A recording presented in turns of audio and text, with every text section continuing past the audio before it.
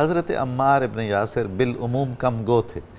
بہت ہم لوگ بے اعتدالی کرتے ہیں، بہت کثرت گفتار کا شکار رہتے ہیں،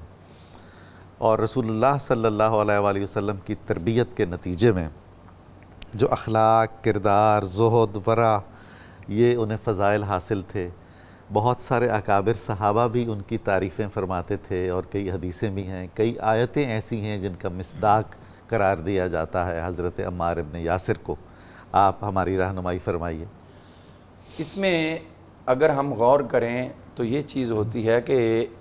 زبان، کلام پہلے ہوتا ہے، اس میں سے جو استخراج کر کے قوانین بنائے جاتے ہیں وہ بعد میں ہوتے ہیں۔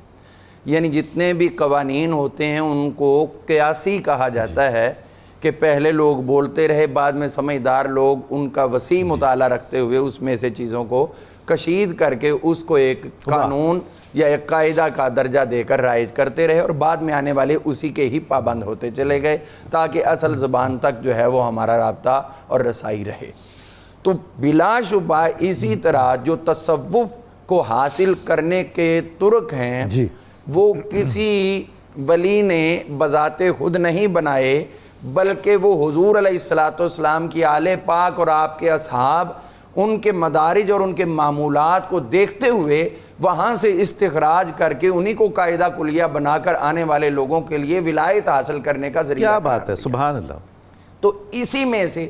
حضرت سیدنا عمار بن یاسر رضی اللہ تعالیٰ عنہ کی حیات طیبہ، اس میں سے بھی بہت کچھ حاصل کیا گیا، اور وہ تصوف کی طرف اقدام کرنے میں ہر انسان کے لیے ایک بہترین گائیڈنس اور ایک بہترین مہمیز کا درجہ رکھتا ہے۔ حضرت عمار بن یاسر رضی اللہ عنہ کی حیات طیبہ دیکھیں، جہاں سے ہمیں سبق بھی ملتا ہے، آگے بڑھنے کی ہمت بھی ملتی ہے۔ اس میں یہ چیز نظر آتی کہ ایک طرف اتنے حضور علیہ السلام کے نگاہ کرم میں رہنے والا، اب چاہیے تو یہ تھا کچھ اور نہ بھی کرتے تو بھی اتنا کافی ہے کہ السابقون الاولون میں آ گئے، بدری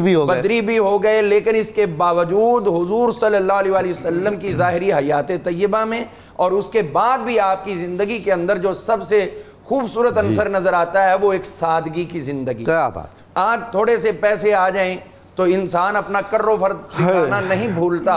بلکہ بہت سے ایسے لوگ ہیں جو خود کو مشائخ میں شمار کرتے ہیں اور دنیا جو ہے وہ ان کے کانوں کی لو تک پہنچ چکی ہوتی ہے۔ ان کو چاہیے کہ حضرت عمار بن یاسر رضی اللہ عنہ اور آپ ہی کے قبیل کے اصحاب ان کو مد نظر رکھیں اور ان کی زندگی سے سبق حاصل کر کے آگے بڑھیں، تو پھر انشاءاللہ انہی کے روحانی فیوز و برکات مقدر ہو جائیں گے۔ حضور، یہ جن حضرات کا آپ ذکر خیر فرما رہے ہیں ان کو شدادان معرفت اور قانونان ولایت کہنا چاہیے، یہ نہیں قارون اور شداد کے یہ وہ ہیں پیروکار ہیں، بس وہ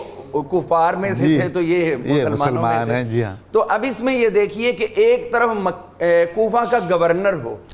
اور دوسری طرف وہ خود ایک ایک درہم کا راشن خرید کر اپنے کندھوں پہ ڈال کر جا رہا ہو، اور کوفہ کا مطلب یہ ایک شہر نہیں تھا، بلکہ کوفہ کا مطلب تھا کہ وہ اتنی بڑی اسٹیٹ تھی جس کے ماتحت پورا ایران شامل تھا، جس کے ماتحت میں خراسان شامل تھا، جس کی ماتحتی میں یہ جتنی وسط ایشیائی ریاستیں اس وقت تک مسلمان ہوئی تھی وہ سارے کے سارے اس میں شامل تھے۔ یہ تھا گورنر کوفہ، اتنا بڑا گورنر، لیکن بازار سے جاتے ہوئے سودا صرف لاتے ہوئے ذرا بھر بھی ہچکچاہٹ محسوس نہیں کرتے۔ یہ بتا دیا کہ تمہیں اتنے ملازم رکھنے کی ضرورت نہیں ہے، جتنا کھانا ہے اتنا تو خود اٹھا کے بھی لا سکتے تھے۔ تو وہ 600% تنخواہ اپنی نہیں بڑھاتے تھے؟ دیکھیے جی، جب انہوں نے زندگی ایسی گزاری کہ حضرت سیدنا مولا علی المرتضیٰ شیر خدا تاجدار حلت کرم اللہ تعالی وجہ الکریم آپ کے ساتھ جب گئے ہیں ایک جگہ پہ مزدور لگے ہوئے نہر نکالنے کے لیے، تو وہاں ان کی نگرانی کرتے رہے، اور نگرانی کرتے کرتے جب تھک گئے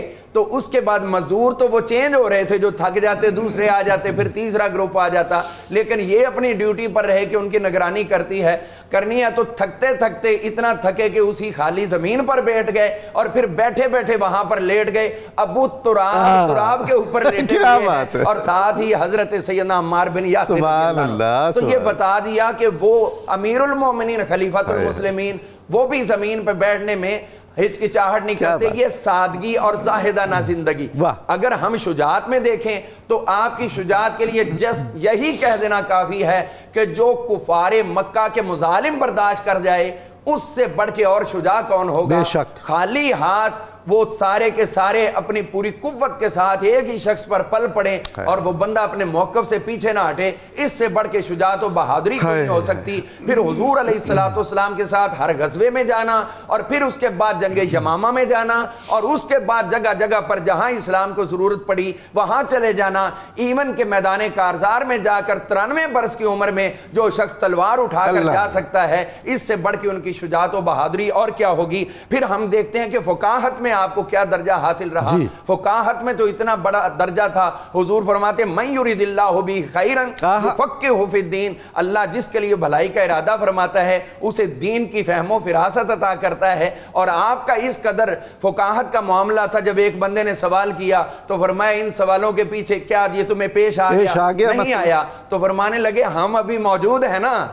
اصحاب نبی حضور علیہ السلام کے نور سے مستنیر ہونے والے موجود ہیں، جب پیش آئے گا تو اس کا بھی جواب دیا جائے گا۔ اور آخری بات یہ عرض کروں کہ ان کی شان کے لیے جسٹ یہی کہہ دینا کافی ہے جو میرے مصطفیٰ کریم علیہ السلام نے فرمایا کہ جنت جن لوگوں کی مشتاق ہے ان میں حضرت سیدنا عمار بن یاسر رضی اللہ عنہ شامل ہیں۔ اور وہ جس کے بارے میں حضور فرمائے دیکھیے ہمارے دل میں کیا ہے یہ اللہ جانے یا ہم جانے، لیکن یہ وہ عمار ہیں جن کے لیے حضور فرمایا کہ یہ سر سے لے کر پاؤں تک ایمان کے اندر لبریز ہیں، جن کے ایمان کی گواہی میرے آقا دیں، اور پھر جن کی مخالفت کا کوئی تصور بھی نہ کر سکے۔ اگر کسی نے معمولی شکر رنجی بھی کی ہو تو میرے آقا کریم علیہ السلام اسے سمجھائیں کہ یہ عمار ہے، اس کے ساتھ تمہارا تعلق محبت کا رہنا چاہیے، نفرت کا نہیں۔ اور آپ نے بڑی خوبصورت بات انٹرو میں جو کہی تھی کہ اللہ اولاد دے تو ان میں سے کسی نہ کسی کا نام عمار یا یاسر رکھ کر ضرور ان سے اظہار محبت۔ سبحان اللہ، سبحان اللہ۔